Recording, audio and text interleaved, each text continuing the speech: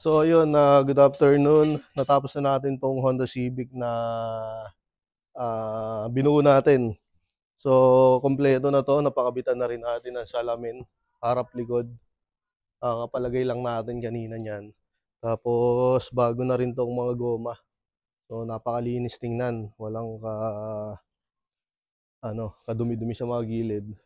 So ibabalik na lang natin to dun sa pinagpinturahan for final mapping. Lahat na kompleto na natin. Wala na tong kulang, pati sa ilalim, kumpleto na rin. Mga LCA nakakabit na rin. Tapos, sa preno, okay na rin tayo sa preno, na testing na natin.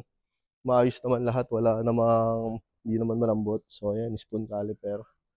Tapos, engine bay, double check lang natin lahat. Para, pag ni-release natin, kumpleto na. So, ito, wiper na lang kulang, mamaya malagyan. Ito naman kanya engine bay. Yan. Helix I, automatic yan. So, automatic lang kasi gusto ni bossing. Automatic pa din siya. Tapos, yan, halos lahat bago na rito. Itong radiator, bago na rin.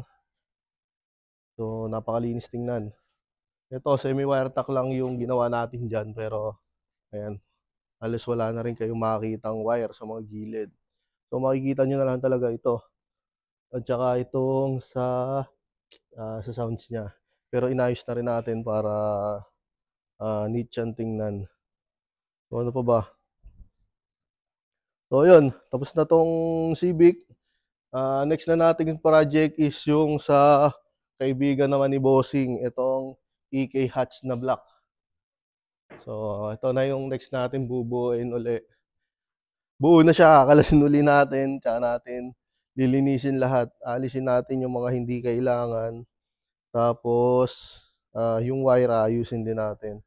Isa semi-wire tack din natin para malinis siyang tingnan. So makikita niyo yung pagkakaiba niyan, automatic transmission din to. Tsaka yung kabila, tingnan nyo kung gaano pinagkaiba nila. So ito yung pagkanayari. Ganyan magiging itsura.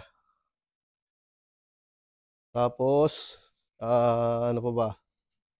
So, babaklasin to lahat ng mga langis, mga katas-katas na yan. Alisin natin lahat yan, tsaka lahat ng pwede itago, itatago. So, yon. Next tayo. Ito naman yung sa taga-Tarlac. Tapos na rin to. Taillight socket na lang yung kulang, yun na lang iniintay natin dito. Tapos, ito, taga saan ba to si Bossing? Ito, ano lang naman to, aircon ang pinapagawa niya.